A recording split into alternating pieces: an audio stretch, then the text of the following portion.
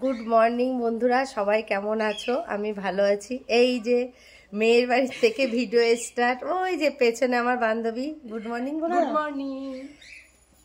এই যে সবাই সকাল সকাল উঠে গেছি, এবার বান্ধবী চা করছে, আমরা সবাই চা খাবো নাকি? খাবো তো। চা দিয়ে শুরু। চলো তোমাদেরকে পরপর কি হয় না হয় সবই দেখিয়ে দেবো। এই যে আমাদের চা রেডি। এই যে দাদা চা খাওয়া শুরু করে দিয়েছে, আমরা খাবো। এই যে আমাদের গোপাল বাবু উঠে গেছে, একা একা নামছে। সোনা গুড মর্নিং।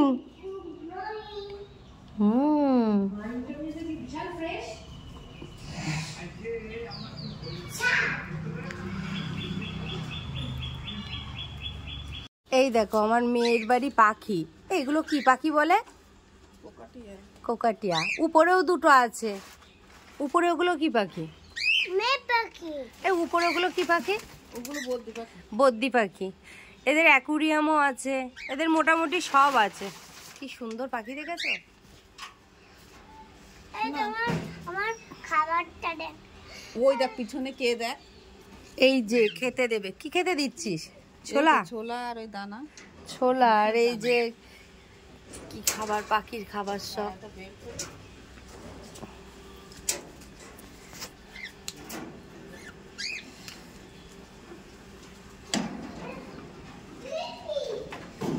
ছেলে খাবার দিলে শুধু উল্টো পাল্টা করে দেয়। ওর হাত লম্বা, ও ইচ্ছা কিছু মতন দেয়। আমার তো হাত ছোট।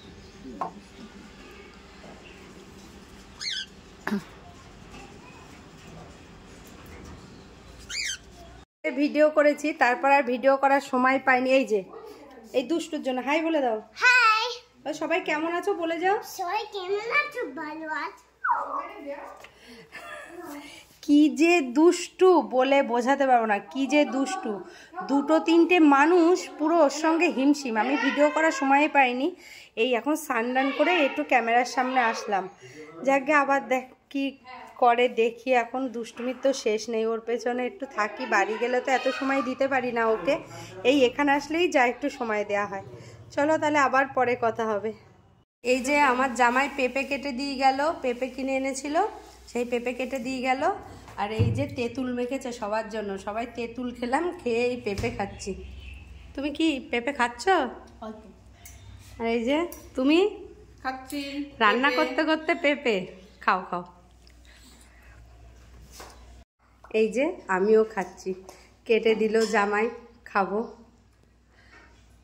এই যে সকাল থেকে বসে বসে গেজিয়ে এখন 1:30টা বেজে গেছে, এখন মাংস রান্না হচ্ছে।